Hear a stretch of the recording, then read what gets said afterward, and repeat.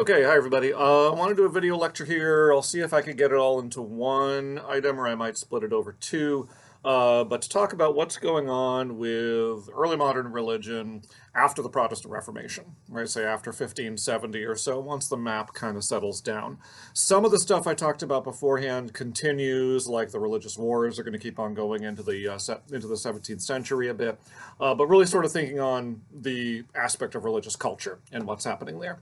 And once you get into the later 1500s and through the 1600s, few things are significant. One of them is a process we call confessionalization. Okay, confessionalization. What's that referring to? A confession is a declaration. A lot of times we think of a confession like a confession of guilt, where a person says, I'm guilty, or confessing your sins, or confessing to a crime. But in this case, it's a declaration more of belief, a confession of faith. Um, what happens is that, as I mentioned, Protestantism never is one big united organization, right? It's people who are reading the same books, who agree on some shared principles, like sola scriptura and sola gratia and things, but they're not, institutionally united as one big Protestant organization, and they never will be. However, while the Reformation itself is going on and Protestantism is spreading and people are trying to get various local churches to reform, the boundaries are pretty fluid between Protestant groups. You have a lot of areas where there's, a local preacher or local theologian who's got a little bit of Calvinism, a little bit of Lutheranism, or maybe a little bit of even some Anabaptist or something going on there, and all these different influences all kind of talking to each other. As the dust settles in the map of which political regions are going to affiliate with which religious leadership starts to kind of take form, you get this hardening of the boundaries and really an institutionalization process where each of the groups kind of consolidates and establishes what it's about. One of the marks of that process is to gather a assembly of your own theologians and ministers and have them draw up a confession of faith. That is to say, a declaration of what are the doctrines of our group.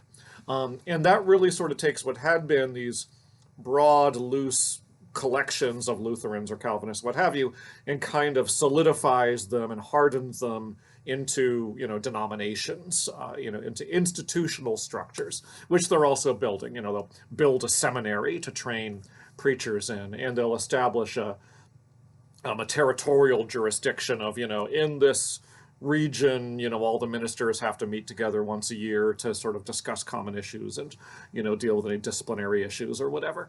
So confessionalization is this process of kind of institutionalization and hardening of the boundaries and more sharply defining what exactly their particular doctrines are going to be in their religious group. So you're going to get a lot less fluidity and change between groups after that. They're sort of really establishing themselves into very separate camps. And Catholicism doing the same thing with the Council of Trent and some of the things come out of that, building their own seminaries and things. So confessionalization is one phenomenon. But there's also another countervailing tendency. And you'll be seeing this video after having probably seen the videos about enlightenment. Here's the thing, it can be really easy to get the impression that the Enlightenment is the story, right, is the cultural story. Enlightenment is happening. But you have to bear in mind, though, that Enlightenment is really only happening as a kind of a subculture among elites, and not even all elites, right? But within certain parts of the merchant class, the nobility, certain intellectuals, Enlightenment ideas have become the new vogue way to think about things. And they're very, very influential, and, it is a fairly wide base, newspaper readers and publishers, people in the coffee houses and things. But the Enlightenment is not everything. And it may not even be most of what's going on when it comes to sort of our area of worldview and culture and religion that we're talking about here. There's not necessarily any one term which is captured as an ism. What else is going on? But one scholar whose work I like has characterized it as religion of the heart. Okay, heart religion, the sort of similar movements occurring simultaneously within your different confessionals, right? You got your confessional boundaries between Catholics and Protestants and Calvinists and Lutherans and whatnot, but you'll also have this sort of broader movement spreading across them, which is not so much about the institutions or even about the theology, but it's about practice, it's about devotional life, it's about experience. Okay, and it's these sort of heart religion movements. In the Catholic world, you see it in a few different phenomena. One of them is a group known as the Jansenists, after one of their early sort of leaders and organizers. The mathematician Blaise Pascal, and you've got Pascal's Pensées, some excerpts of that to read, is sort of one of the early proponents. He's kind of the intellectual powerhouse of the Jansenist movement. But the Jansenists sort of have this idea that a life close to God, religious experience is something that can happen and needs to happen in some ways, sort of apart from institutional structures, right? Catholic authorities, the Catholic group, the Catholic authorities are very suspicious of the Jansenists because they sort of worry, is this a sort of a Protestantism coming in, sort of undercutting, the importance of the church hierarchy and its sacraments and its priesthood. And the Jansenists don't really want to challenge that, but they sort of are interested in developing a spirituality that works at the individual level with the idea that a person's personal devotions are going to inspire an emotional attachment to God, a direct experience of God, and that this kind of has to happen internally, in the soul, in the heart, in a way that sort of moves a person to emotional engagement with spiritual matters and moral engagement, quite apart from sort of institutional requirements, and dogmas and things. So the Jansenists are one group. It's also a period in the 1600s and 1700s when devotion to things like the Sacred Heart of Jesus becomes, of course, Christians worship Jesus forever, but now you get a particular form and a particular set of imagery and a particular set of prayers and hymns and devotional exercises, meditative exercises that people will do, sort of meditating specifically on Jesus's heart. It's got a ancestry back in the Middle Ages with a similar devotion. There was the devotion to the 5 wounds of Christ, where you kind of think about Christ on the cross and the various injuries that he suffers in the course of his death. And you sort of meditate on those, and this produces a sort of spiritual and emotional engagement with the suffering Christ. The Sacred Heart of Jesus movement is kind of similar. There's a related one, the Immaculate Heart of Mary movement, but there's a sort of complexes. We talked about Geertzian symbolic systems, sets of symbols interconnected with each other intended to produce a certain kind of spirituality. So that's kind of on the Catholic side. Things like Sacred Heart devotions, Jansenism, really sort of looking for a way to seek spiritual experience that's not defying or changing the institutional structures of the church, but that's kind of working privately and individually and interiorly. Okay, these become very, very, very popular and very widespread in Catholic areas like France and Italy and Spain. So that's on the Catholic side. On the Protestant side, the main thing would be a movement called Pietism, certainly on the continent of Europe. If you're in the Netherlands or Germany, places like that, where you got these Protestant-dominated areas, especially the Lutheran areas, and also the Calvinists, you'll have the Pietist movement. And Pietism is similar. The Pietists are not calling for change of or defiance of, they're not rebellious or anything or reforming the existing Lutheran institutions. They go to church on Sundays and listen to the sermons and take the sacraments and everything. But they're driven by a conviction that that's not enough for a real spiritual life. You can't just go to church, listen to the sermon, believe the right things, and you're okay. Instead, you need an engagement of the heart with what you're doing. And so what the Pietists will do is they will form small groups they call conventicles. And they will gather in homes or, sometimes at the church, but in these sort of smaller groups. And they'll form these really intense personal relationships, sort of praying for one another, reading the scripture together, engaging as a group in this really intense personal moral scrutiny. What are sort of the secret corners of your heart where you're still sinning, even if on the outside you're acting in a very righteous and appropriate fashion, but, deep inside what's really going on, and then sort of calling to replace that with a life of love for God and love for your neighbor, and trying to make that not just a commandment that you follow, that you're supposed to love your neighbor, but actually to feel it. And this whole idea that the heart needs to be engaged in feeling the matters of religion and being emotionally alive to these things is sort of key to the Pietist idea. So it's sort of, these conventicles are a way to try to systematically produce that sort of emotional engagement, through these very intense kind of personal relationships. They're often, one of the leading pietist groups called the Moravian Brethren. Moravia is a region in the modern Czech Republic, but they're actually meeting in Germany, in the north of Germany, at a place called Halle. There's a connection there where one of their leaders is a guy named the Count von Zinzendorf, who's a Count of Moravia, but he's living up in the north of Germany, and they meet at his palace. So the sort of Moravian Brethren thing, kind of developing these pietist ideas. The other thing that the pietists will do is it sort of starts with this very interior heart religion type of a movement, but then they will say, well, this is supposed to result in love for God and love for your neighbor. Love for your neighbor should manifest itself in works of charity. So the pietists become noted as founders of charitable institutions. They will set up schools. They will set up hospitals. They will set up orphanages, things like that, soup kitchens and poorhouses and things like that, sort of as an expression of this particular emotional spirituality that they have. So the pietist movement, very, very influential and across a lot of sort of Lutheran Europe. In some Calvinist areas, you'll get this sort of pietistic type of approach. Okay, and the third, this is going to run a little longer than the 10 or 11 minutes I've been aiming for, but I'll just sort of try and lump it all together into one video here. The third major heart religion group is going to be the evangelicals. Evangelicalism is a movement that's really in the English-speaking world. It's in the British Isles, not just England, but Wales and Scotland as well. You'll have prominent evangelicalism leadership, and pretty quickly we're talking about the early 1700s here, mid-1700s and onwards, with classical sort of early evangelicalism. You've got British colonies, and so it's getting adopted in the colonies as well. And a lot of you, if you pay attention to current events, you may know that, evangelicals in America, or their descendants, the people who are using the name now, are sort of a significant factor in American society to this day. Evangelicalism is to a great extent inspired by pietism.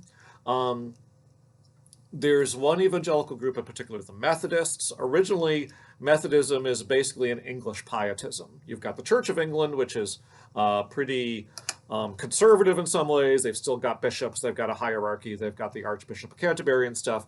But within the Anglican Church, Episcopalian structure, you'll get these little pietist-style groups started by brothers John and Charles Wesley, following the pietist model pretty much to a T, but in the English setting, and they're called the Methodists. This sort of idea of using this pietist spirituality in the conventicle meetings is like the method, in order to produce a holier way of life. Eventually, the Methodists will split off and become a denomination of their own, and their own kind of a church, but initially it's sort of a movement within just the mainstream English church. The English church also has sort of a legacy for Puritanism, which we talked about back with politics a little bit. The Puritans had been Protestant reformers who had felt that the English church was too traditional, too conservative. They wanted to go full Calvinist and never really did. With the restoration of the English monarchy and then the Glorious Revolution, you get an act of uniformity calling for all clergy must wear robes, all clergy must use the designated prayer book, all clergy must use the designated Bible readings from the lectionary, all of which was really not much liked by the Puritan tradition. So you'll get pastors who are called the nonconformists, who sort of refuse to wear a robe, and they refuse to read the designated Bible passage. They're going to read the part of the Bible that they want to preach on, and so on and so forth. They face a certain amount of persecution. They're not getting burned at the stake, but they might get jailed or removed from their offices and things like that. And they, along with the pietist influence, also sort of start developing this heart religion kind of a thing.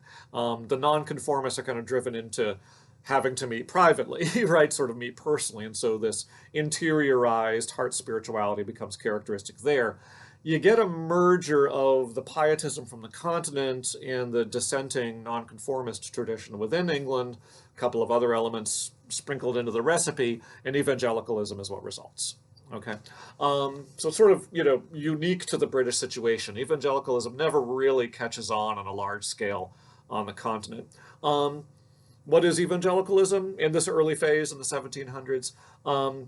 The key distinguishing feature of it from other heart religions, spiritualities, and other forms of Christianity is a really intense focus on personal conversion, okay? The evangelical model of spirituality goes back to those early Protestant concerns about sin and salvation and faith.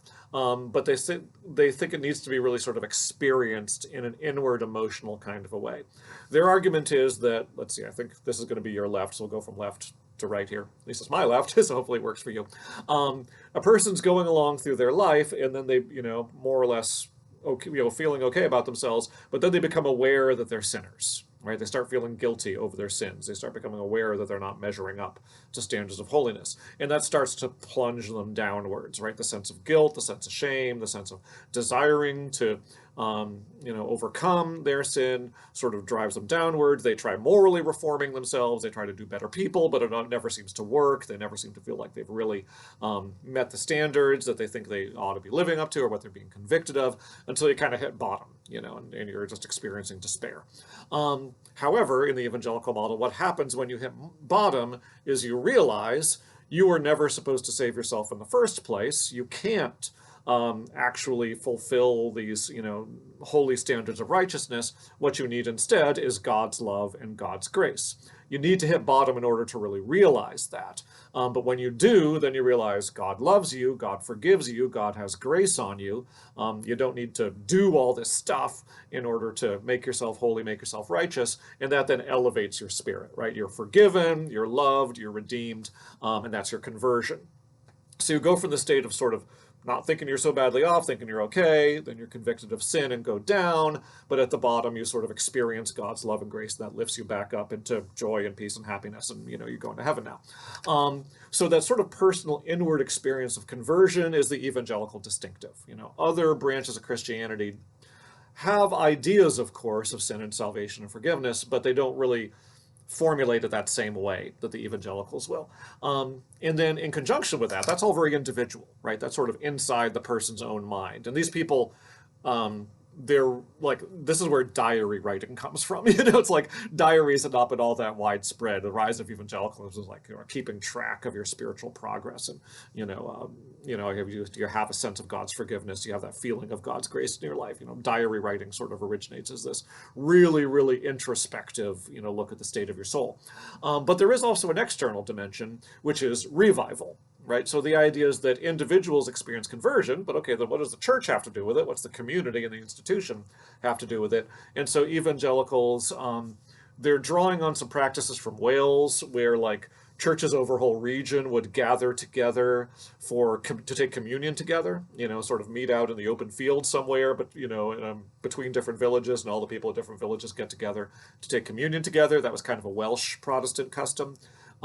That gets picked up in evangelicalism and becomes the revival meeting, right? The idea that either within the church institutions or even outside of the church institutions, kind of cutting across church institutions, you're going to have big revival meetings where people are going to preach and people are going to gather and people are going to pray together. And the idea is to sort of stage conversions, sort of set people up so that they will be brought to the point that they can have that personal emotional experience of going through the conversion curve and being convicted of their sin and realizing that they're forgiven and then coming back up the other side. Okay, evangelicalism can be highly controversial, and certainly not as though everybody in the English-speaking world by any means at any point becomes evangelicals.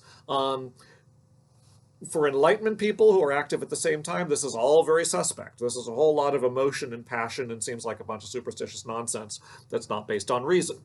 Somebody like Jonathan Edwards that you got a reading from is going to kind of argue against that and argue there's more reason in it than you think. But that's definitely a criticism. There's a lot of concern about if you have a spirituality that starts by pushing people down to despair, how can you be sure they're ever going to come up, right?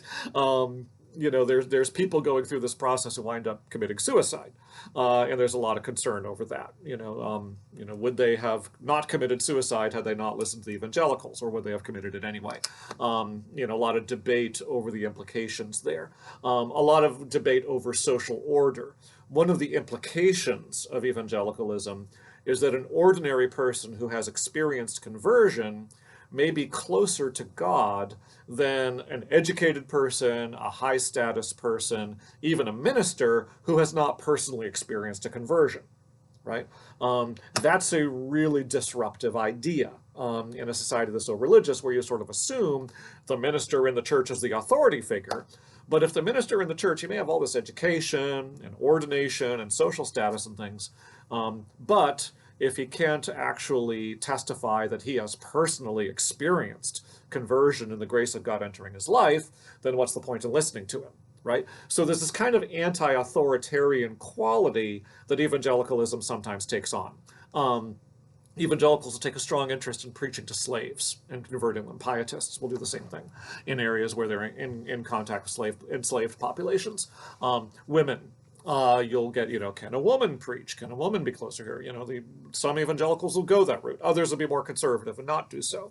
But you'll get, female preachers in early evangelicalism because of the idea that if she has experienced conversion, then she can testify to this and she's closer to God and better qualified to tell people about God than the man over here who's got his ordination and things. So, you don't want to overstate that. A lot of evangelicalism is still quite patriarchal and, still maintains sense of traditional social hierarchies.